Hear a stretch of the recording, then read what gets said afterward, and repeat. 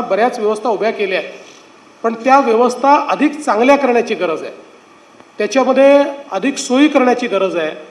त्या दृष्टीनं एक प्लॅन आपण तयार केला आहे आणि विशेषतः कोविडच्या काळामध्ये असं लक्षात आलं की मुंबईमध्ये ज्यावेळेस अशा प्रकारची एखादी महामारी येते त्यावेळेस लोकसंख्येच्या हिशोबाने बेड्सची जी संख्या असली पाहिजे ती 2000 कमी आहे। त्यामुळे 2000 नवीन बेड्स हे मुंबईमध्ये म्हणजे जो काही त्याचे नॉर्म्स आहेत त्या नॉर्म्सप्रमाणे सेकंडरी आणि टर्शरी ट्रीटमेंट करता मुंबईच्या लोकसंख्येला अनुरूप अशा प्रकारचे 2000 बेड्स हे तयार करण्याचं काम आपण त्या ठिकाणी करणार आहोत। मुंबईमध्ये एक वायब्रंट इकोसिस्टीम आहे आणि या इकोसिस्टीमला अधिक वायब्रंट करून आता जी काही GCCचं एक वेव आलेली आहे ती वेव मुंबईत आपल्याला कशी कॅच करता येईल, मुंबई आणि MMRमध्ये त्याचे एक प्लॅनिंग आपण केलेलं आहे आणि त्या प्लॅनिंगच्या माध्यमातून मोठ्या प्रमाणात हाय पेड रोजगार हा मुंबईमध्ये तयार करण्याचा आपला प्रयत्न आहे। विशेषतः जी आपली तरुणाई आहे त्यांच्या हाताला काम मिळालं पाहिजे आणि त्यातनं रोजगारयुक्त अशा प्रकारची मुंबई आपण तयार करणार आहोत। मुंबईकरता भविष्यातल्या पिण्याच्या पाण्याचा प्रश्न हा सोडवण्याच्या दृष्टीनं मला सांगताना आनंद वाटतो की अनेक वर्ष ज्या गारगाई प्रकल्पाच्या संदर्भात बोललं जात होतं पण त्याला 2 वेळा फॉरेस्ट आणि पर्यावरणाने मंजुरी नाकारली होती, त्याच्यामध्ये आपण सगळे नॉर्म्स पूर्ण केले आणि फॉरेस्ट आणि पर्यावरणाची मंजुरी मिळवली आणि आता त्याचं टेंडर देखील काढलं आहे। त्यामुळे हा प्रकल्प असा आहे सगळ्यात कमी खर्चाचा आहे, ग्रेडियंटनी पाणी येणार आहे, सगळ्यात जवळचा प्रकल्प आहे। त्यामुळे जवळपास 500 MLD पाणी हे पहिल्या टप्प्यामध्ये गारगाई प्रकल्पातनं मिळणार आहे आणि त्यासोबत दमणगंगा पिंजाळ असेल किंवा इतर जे प्रकल्प असतील हे सगळ्या प्रकल्पांना आपण चालना दिली आहे।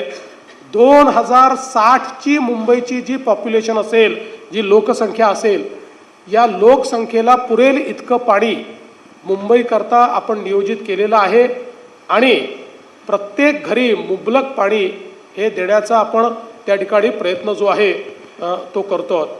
विशेषतः पर्यावरणाच्या संदर्भात मुंबईमध्ये काही महत्त्वाचे इनिशिएटिव्ज आपण घेतले आहेत। मगाशी उपमुख्यमंत्री महोदयांनी सांगितलं वर्षानुवर्ष या मुंबईचं सीवेज वॉटर ब्रिटिशकालीन सेटलिंग टँक्समधनं थेट समुद्रात जात होतं।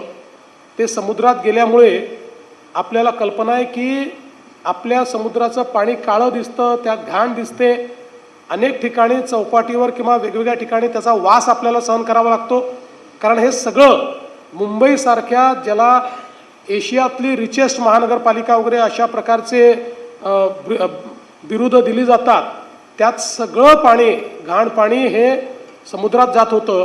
आता 16,000 कोटी रुपयाच्या वेगवेगळ्या STPचं नेटवर्क आणि यातले काही STP तर असे आहेत की जे कदाचित देशामध्ये एक आयकॉनिक अशा पद्धतीचं इन्फ्रास्ट्रक्चर असणार आहेत, म्हणजे 3 मजली 4 मजली देखील STP कमीत कमी जागेत बसवून आणि आपण त्याचं काम सुरू केलं आहे। या वर्षापासून तर पुढच्या 1.5-2 वर्षामध्ये सगळे STP पूर्ण होतील। त्यामुळे मुंबईच्या समुद्रात घाण पाणी जाणार नाही।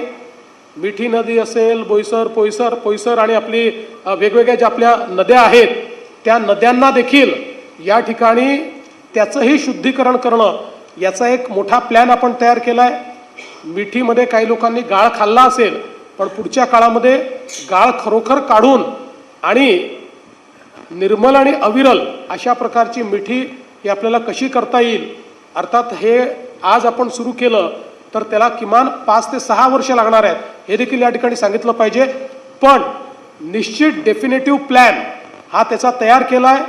त्याचे सगळे जे काही आहेत प्रकल्प ते तयार झालेले आहेत आणि त्यातनं आपली नदी जी आहे ती स्वच्छ होणार आहे। यासोबत आपल्याला माहिती आहे की जेवढे मुंबईचे डम्पिंग ग्राउंड्स आहेत या सगळ्या डम्पिंग ग्राउंड्सचं कॅपिंग करणं, त्याचं बायोमॅनिंग करणं, तिथल्या जागा रिक्लेम करणं आणि यापुढे डम्पिंग पूर्णपणे बंद करणं याकडे आता आपण वाटचाल सुरू केली आहे। नवीन पद्धतीनं 0 गार्बेज असा प्लॅन आपण त्या ठिकाणी तयार करतो आणि हे जे काही लिगसी वेस्ट आहे आणि नवीन वेस्ट आहे, या दोन्हीला आपण त्या ठिकाणी वेल्थमध्ये कन्वर्ट करतो. कचऱ्यापासून वीज निर्मितीचा प्रकल्प हा सुरू करून त्यातनंही आपण एक स्वच्छ वीज देखील मिळवण्याचा प्रयत्न करतो.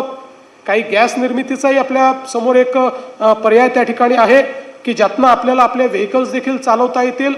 अशा पद्धतीनं मुंबईमध्ये एक आम्ही 17,000 कोटी रुपयाचा क्लायमेट ॲक्शन प्लॅन हातामध्ये घेतलेला आहे की ज्या क्लायमेट ॲक्शन प्लॅनच्या माध्यमातून एक मुंबईला सर्क्युलर इकॉनॉमी आम्ही तयार करणार आहोत.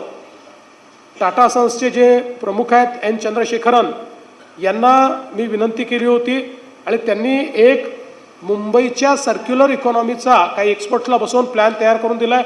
आता तो प्लॅन हा महानगरपालिकेचे एक्सपर्ट्स आणि बाकी सगळ्यांना बसून आम्ही तो फॉर्मअप करू आणि सगळ्या क्षेत्रांमध्ये वॉटर क्वालिटी, एअर क्वालिटी असे जेवढे पर्यावरणाचे मानकं आहेत, या सगळ्या मानकांना एका ओव्हरआर्चिंग अशा पद्धतीच्या प्लॅनचा भाग करून सगळ्या क्षेत्रांमध्ये सर्क्युलर इकॉनॉमी ही कशी तयार करता येईल हा प्रयत्न आपण त्या माध्यमातून करणार आहोत.